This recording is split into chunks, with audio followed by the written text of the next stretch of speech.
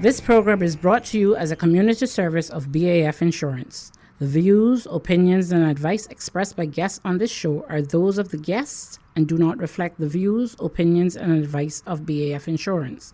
For medical advice, please visit your medical professional. Your Health, Your Wealth is brought to you by BAF Insurance. Your health, our priority. Welcome back to Your Health, Your Wealth. I'm Chuck Taylor. Each and every Wednesday morning at 6:30 a.m., we get together and talk about your health, your wealth, your health, your wealth, your health for life. Your Health, Your Wealth is brought to you by BAF Insurance. Your health, our priority. Welcome back to Your Health, Your Wealth. Chuck Taylor here with you. We're going to talk to Dr. Patel all the way from Baptist Hospital and also one of his patients, Mr. Burns Rutty, right here in the CI. Hello, Dr. Patel. Good. How are you, folks? As we stated before, Dr. Patel, Mr. Burns Rutty was experiencing some health concerns with his heart and needed Mr. Rutty was diagnosed with cardiogenic shock. Doctor, what exactly is cardiogenic shock? So cardiogenic shock is essentially when the output of the blood from the heart is not enough for the rest of the body, and it causes your blood pressure to go substantially lower, less than 90/60, and the organs are not perfusing enough due to decreased output of the blood from the heart. That's what called cardiogenic shock. In simplistic language. With Mr. Rutty, his cardiogenic shock was due to his valvular heart disease. And his valvular heart disease was severe aortic stenosis, which is essentially significant blockage of the aortic valve. Now, severe aortic stenosis, prevalence of that is more than 1% after 65 years of age, more than 3% after 75 years of age. But as the age goes more than 85, the prevalence of aortic stenosis is significantly higher. And that's what Mr. Rutty had. And his valve area was 0.6 centimeters square, which essentially means that the opening of the heart valve was only 25% of what it should be. Normal heart valve opening is 2 centimeters square. And that was causing his cardiogenic shock. And he was in Cayman Island when he had that. So, doctor, walk me through getting from Cayman over to Miami. So he actually came through the private plane.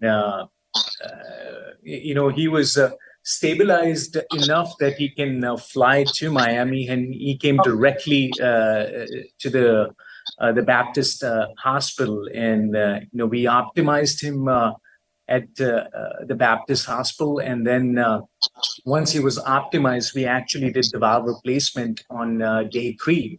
And after his valve replacement, he, recovered significantly. And the next day he was discharged. And, within a week of his discharge, family had a significant function also. His granddaughter was actually getting married the same week, and obviously the grandfather wanted to be in that marriage ceremony. Initially, we sort of didn't promise that he would be able to attend, but right after the valve replacement, he did extremely well, and in fact, he was able to attend that wedding also. So, doctor, walk me through how difficult a procedure this is. How intricate it is. Okay, so the valve replacement procedure that we did is called transcatheter aortic valve replacement, and that's essentially a replacement of the aortic valve by the catheter-based approach. Previously, the only option for the valve replacement was an open heart surgery, but now we have options available that we can do the valve replacement by the catheter-based approach. And in fact, in his situation, they evaluated for that aortic valve replacement to be done at Cayman Island also, but they thought that it was high risk for them, and therefore they recommended him to be transferred at Baptist Hospital. In fact, he already had those images done, because the most important part of that procedure is the planning of the procedure, and the planning involves the CAT scan and the CAT scan is to understand what's the size of the heart valve, and also to understand that what's the aorta and the femoral artery, which is the artery in the leg, are they big enough to produce the catheter? And we also check the heart arteries by doing a cardiac catheterization to make sure that a patient does not have any major blockages in the heart artery before we do the valve scan. So he already had those stuff done at hospital in Cayman Island, and the planning phase was completed. We actually reviewed all those images, and we were confident that we would be able to do this procedure safely and help Mr. Rutty. Thank you so much for setting that up for us, Dr. Patel. Mr. Burns Rutty, tell us a little bit about that time. What happened, sir?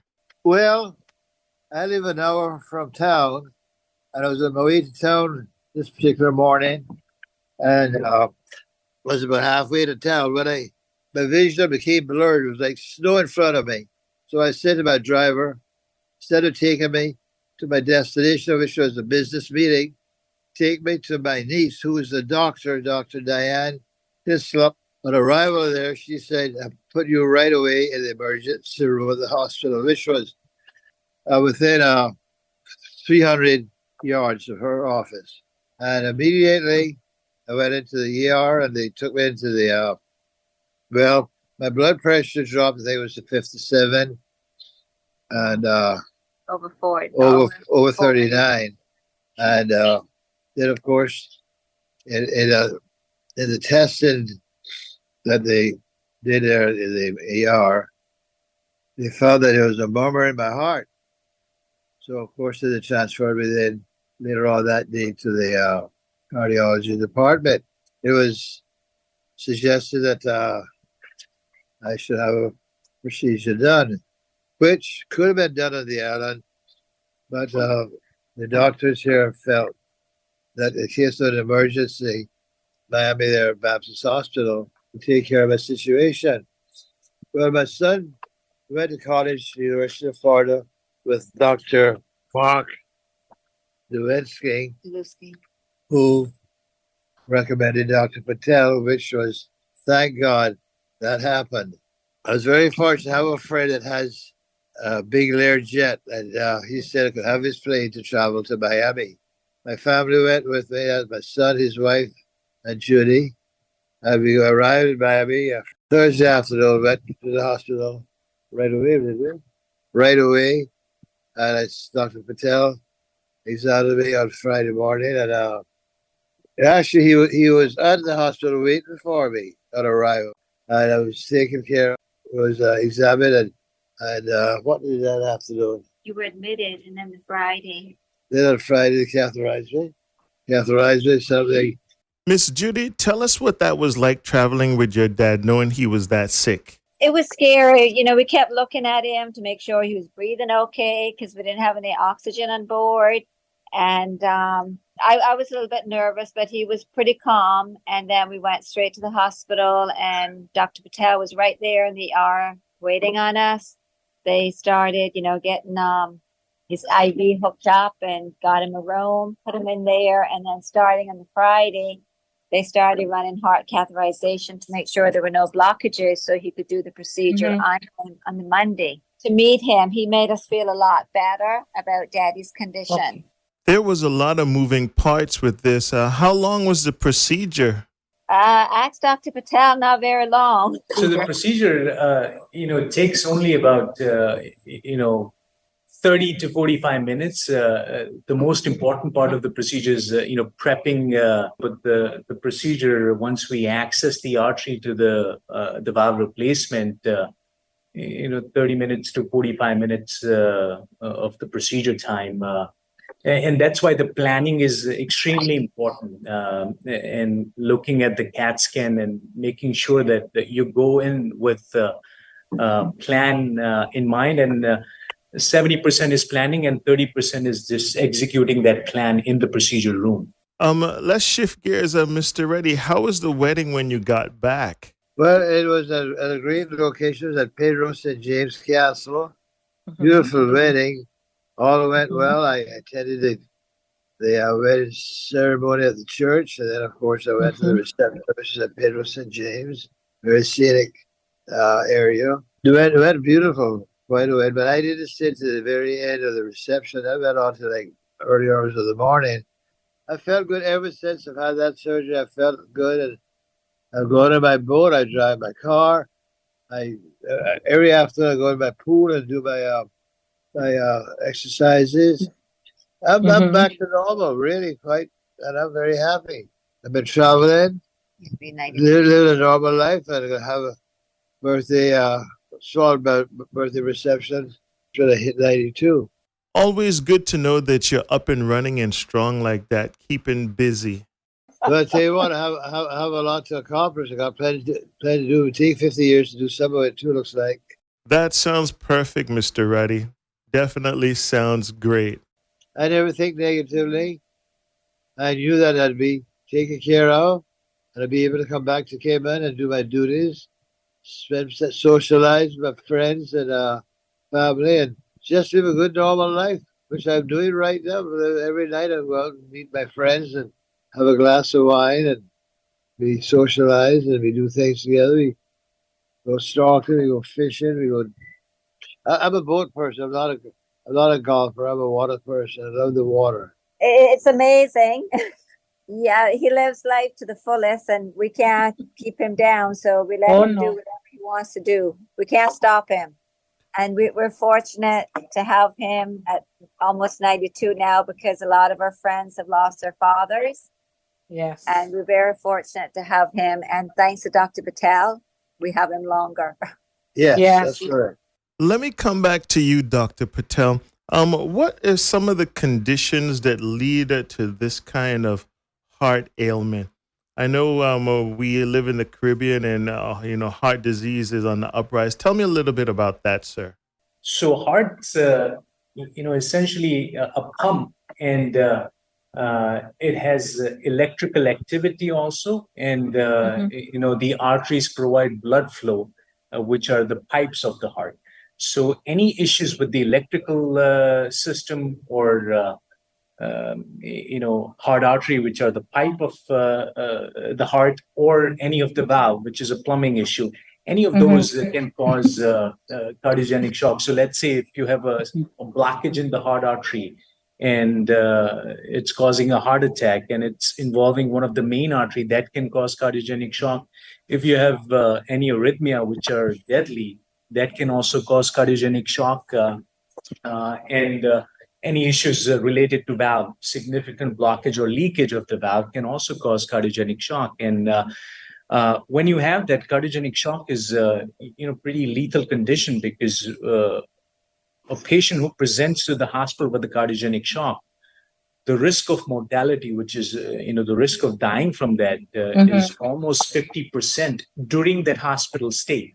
So it's not a benign condition. And the valvular heart disease, which Burns had, severe aortic stenosis, when you have that, and when you start having the symptoms, which is fatigue or difficulty breathing, once you start having that symptoms, the risk of mortality, which is a risk of dying, is 50% at 2 years. So it's also, like having a stage 4 lung cancer or a breast cancer. So therefore, once you have a diagnosis of severe valvular heart disease, we tend to sort of move quickly and wants to have it addressed as soon as possible, so we can prevent the subsequent worsening of the heart. And the cardiogenic shock is one of the last stage of that worsening of the heart. So those are some of the issues. And the risk factor, aging is one of the risk factor. As you grow old and age is 65 years of age, diseases of the heart are more common. And globally, the cardiovascular disease is the number one killer globally. So age is one of them. And then men so gender of men is a higher risk of having a cardiovascular disease also sooner than the women. And high blood pressure, high cholesterol, those can obviously cause blockages in the heart. Type 2 diabetes mellitus is also one of the major risk factors. And for the valvular heart disease, the most common risk is aging. As you age, the valves have a higher risk of having a degeneration. And if you had a rheumatic fever as a child, that can also increase the risk of having a valvular heart disease. And there are some patients who are born with what's called bicuspid aortic valve, and that is also a risk factor for having a valvular heart disease sooner. And sooner means in their 50s or 60s. Dr. Patel, you brought up the age and the factors there. Should men be checked out when they hit the age of, say, 50, 55? We should really take a look at what's going on kind of underneath the engine. Would you say that helped Mr. Burns knowing his situation? Yeah, absolutely. Having picking up that murmur and directing him to the emergency room and getting all the workup started for sure played a significant role. But I would also recommend for any individual who's more than 65 years of age, and whenever they seek medical attention, whenever there's a murmur noted on physical examination, they should always follow that up with the echocardiogram, because the murmur in older individual is most likely associated with pathological valvular heart disease. Once you're old, after 65 years of age, if there's a murmur noted on physical examination, that should also be followed up with the echocardiogram to make sure that there's no major valvular heart disease. And if that's the case, they should seek an evaluation by a cardiologist, because some situation that would be the first sign of the valvular heart disease. And sometimes what happens is patients after 65 years of age, when they have a significant valvular heart disease, they may be symptomatic, but they blame the symptoms to their old age. And they think that must be the aging. That's why I'm feeling tired. But there would be something which is easily addressable and can increase the patient's life expectancy. Thank you so much for talking with us, Dr. Patel, also Mr. Rutty and family. Before we get out of here, I just want to turn our thoughts a little bit to our region. As you said, Dr. Patel, one of the highest killers of our region and worldwide is heart disorder, heart disease. Can you tell us a little bit and let my listeners know the importance of getting checked out after the age, as you said, of 65?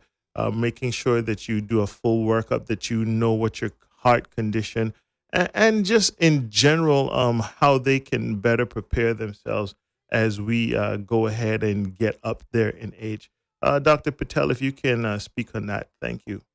So, I would like to tell all my Caribbean friends, I think that the God has given us 100 years. So, I'm a doctor, I believe in science, but at the same time, I'm a spiritual person also. And I truly believe in this, that the God has given us 100 years to live.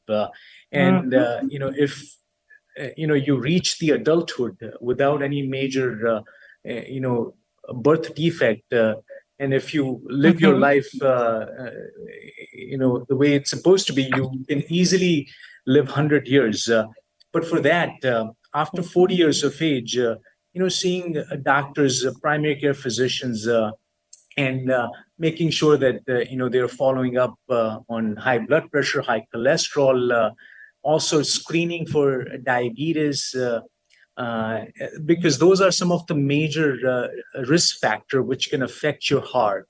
And as we know that the heart is number one cause of your death when you grow old. So if you take care of the heart, you would be able to live longer. And as I mentioned, after 40 years of age, seeking the primary care physician's evaluation, and the primary care physician, if they find something, they can easily refer them to a cardiologist. And as I mentioned, specifically, if they find a murmur, then refer to a cardiologist for the further evaluation with the echocardiogram. And some of the symptoms that you should also be looking out for is fatigue. Fatigue is the number one symptoms which happens before anything major symptoms sort of start happening. So fatigue, having a chest pain, difficulty breathing, the things that you were able to do 6 months or 1 year ago, you're having difficulty doing those things. Passing out episode, feeling of passing out. Those are some of the symptoms which are potentially arising from your heart. And if you have those, you should always seek, evaluation by your physicians. It could be a primary care physician is the person who would be screening all those issues out. And if it needed to be addressed, they would refer you to a cardiologist. But folks, you should go out, seek medical attention by your primary care physician. And even if you're feeling completely fine, I tell all my patients and some of the friends also that how we are able to take care of our cars. We don't have to, anybody doesn't have to tell us that, okay, it's time for your car to have an oil change and have a service. But we don't take care of our body like we take care of our cars. Take care of your body more than you take care of your cars. That is my, concluding remark. Thank you so much for talking to us, Dr. Patel. I want to thank Mr. Burns Rutty also and his daughter Judy for explaining to us and telling us their journey and their story. Greatly appreciate that. Well, that wraps it up right here for Your Health, Your Wealth, brought to you by our friends over there at BAF Insurance. Check out us next week. We will be back on Wednesday, kicking off at 6:30 a.m. Your health, your wealth, your health, your wealth, your health for life. Your Health, Your Wealth is brought to you by BAF Insurance. Your health, our priority. BAF Insurance is reminding you to get regular exercise, eat lots of fruits and vegetables, avoid fried foods that are loaded with salt and saturated fats, and limit your alcohol intake for a healthier heart. A healthy heart is a happy heart. A message from BAF Insurance, providers of affordable, flexible, quality health plans to suit every need. Call 949-5089 or visit bafcayman.com. This program is brought to you as a community service of BAF Insurance. The views, opinions, and advice expressed by guests on this show are those of the guests and do not reflect the views, opinions, and advice of BAF Insurance. For medical advice, please visit your medical professional.